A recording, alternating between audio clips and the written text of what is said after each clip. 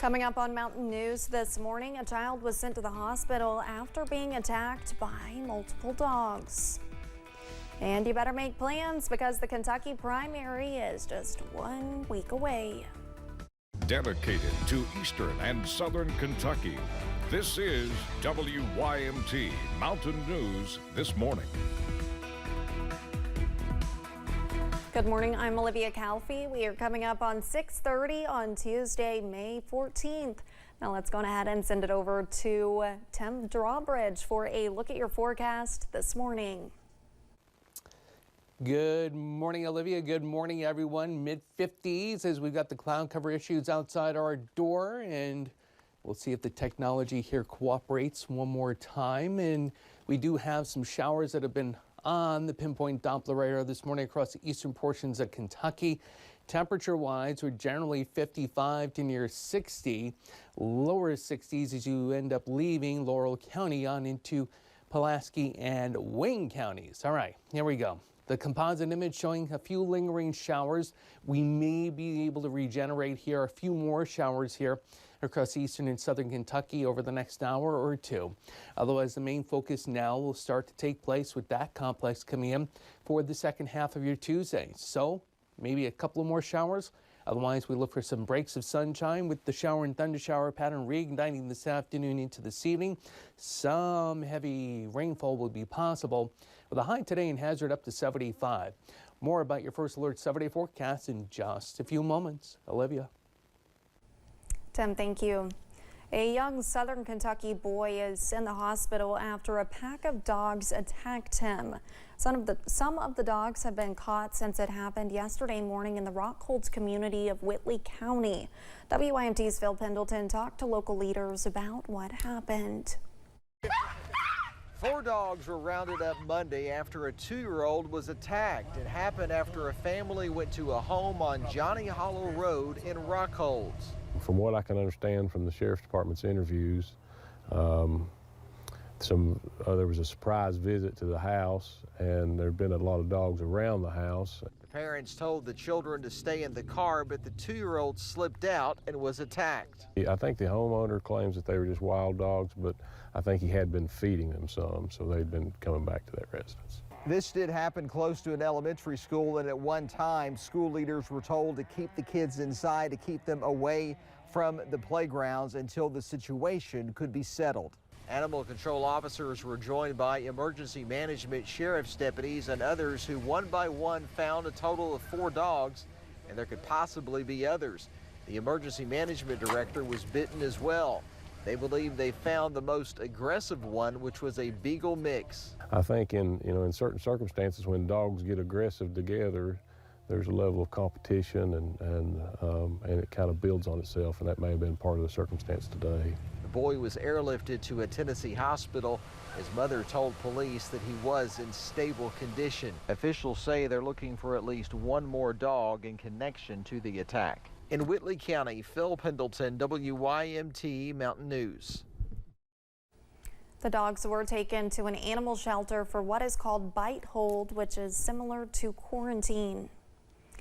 And in Clark County, an investigation is underway after a child was bitten by a dog there. The animal shelter says it happened on Legacy Grove just before 9 Sunday morning.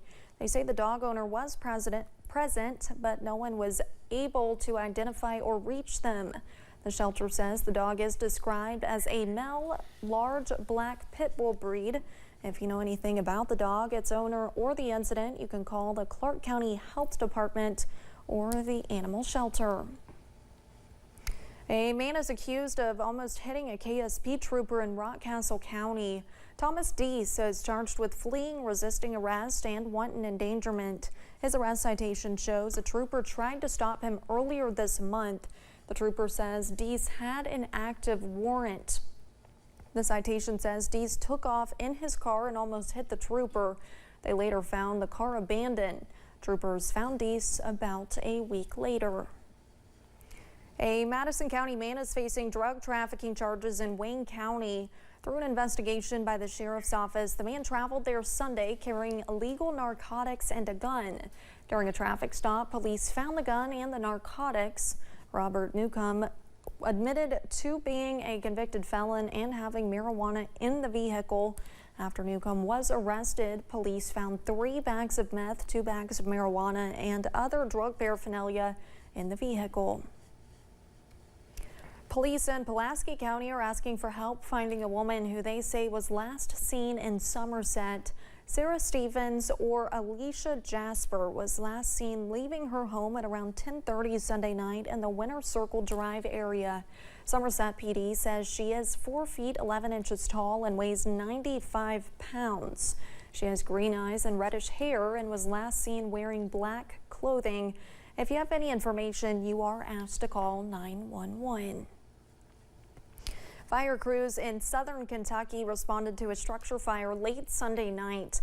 Just before midnight, the Monticello Fire Department in Wayne County was called to a storage building on fire just off East Highway 92. They say the building was right next to a home. Crews were able to contain and extinguish the fire before it spread. No injuries have been reported. Doctors at the University of Kentucky are hoping to stop a surge of Mpox, formerly known as monkeypox, from progressing. They're holding a free vaccine clinic this week. Dr. Nicholas Van Sickles with UK Healthcare says Mpox, formerly known as monkeypox, surged in 2022 and 2023, and then there was a bit of a lull, but cases seem to be on the rise again. Mpox is an infectious disease that spreads through close contact. Dr. Van Sickles says what's most recognizable if someone has it is a rash. In the beginning, you might get fevers or chills, or you might not. You might just get the rash, and you get these blisters that pop up in different areas of the body. They can spread or they can stay in that one area, and they can be really painful. They can leave scars. You have to isolate for quite a bit of time after you have it. Dr. Van Sickles says in some cases, Mpox can be deadly.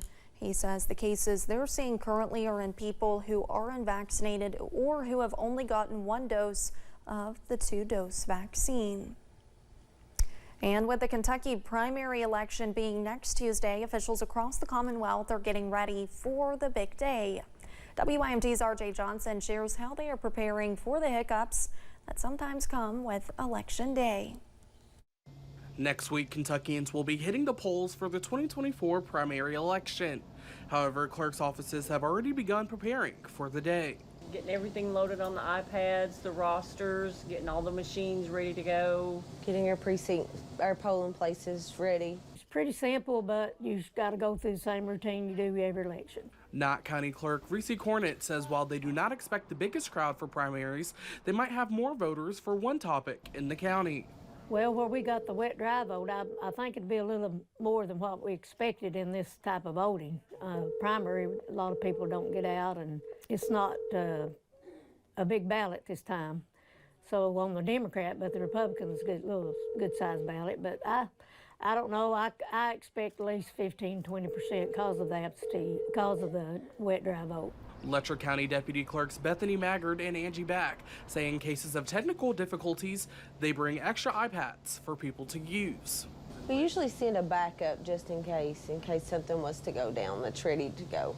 Cornett says in events of power outages, they have ways to work through them. We're a lot more prepared. We have generators ready and flashlights, things like that. Before, you know, we have outages, but we have generators now that we can take to our poles. And then I've got emergency poles set up here in the courthouse. Cornett says the most important thing to remember is we open the polls at 6. And then as long as you're in line at 6 o'clock, we take our sheriff and he goes out and stands behind the one that last one. And then they all get to vote until they voted. Ensuring everyone has the chance to vote. RJ Johnson, WYMT Mountain News. Cornett says they are doing early in-person voting until the end of this week. And if you requested a mail-in absentee ballot ahead of next Tuesday's primary, do not forget to return it. Those ballots must be received by your county clerk in person or in the mail by 6 p.m. on Election Day. A reminder, if you requested an absentee ballot, you were not allowed to vote in person unless you did not receive your mail-in ballot. For everyone else, polls will be open from 6 a.m. to 6 p.m. May 21st. You can find your polling location at govote.ky.gov. Senate President Robert Stivers raised big money for a possible challenge but ended up unopposed in his primary. The Kentucky Lantern reports Stivers raised more than $500,000. With no race to run, Stivers has been able to contribute to other Republican campaigns and to some charities. Stivers also held a dinner in Louisville to celebrate being unopposed.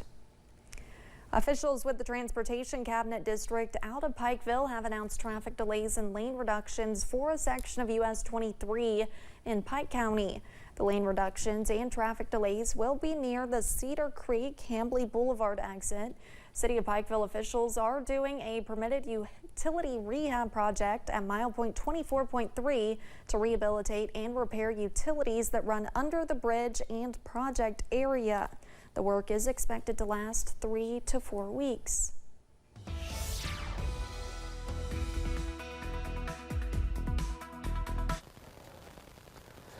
Nice feel to the air waking up on a Tuesday morning. A lot of us between 55 and 60, lower 60s as you make your way toward Pulaski and Wayne counties. Again, a scattering of showers on the overnight period. A lot of the action on a line from Moorhead to Jackson to Hazard Points east through Pikeville, Louisa, on into southern portions of West Virginia. We may see a few more showers regenerate here up until about 8, maybe 9 o'clock. Then some breaks of sunshine before this complex comes into play for this afternoon. So in the travel weather forecast for this morning, we'll get the breaks of sunshine, the risk of a shower as temperatures continue to warm up with some more sunshine into the afternoon. Scattered showers and yes, a few thunderstorms. Some of this action late this afternoon to this evening can produce some heavier bursts of rain. The high today in Hazard up to 75. More about the midweek first alert 7-day forecasts coming up in just a few moments. Olivia? Thanks, Tim, and thank you for joining us. The time is now 6:41. Still to come on Mountain News this morning. A Baltimore bridge goes out with a bang as crews continue to remove debris.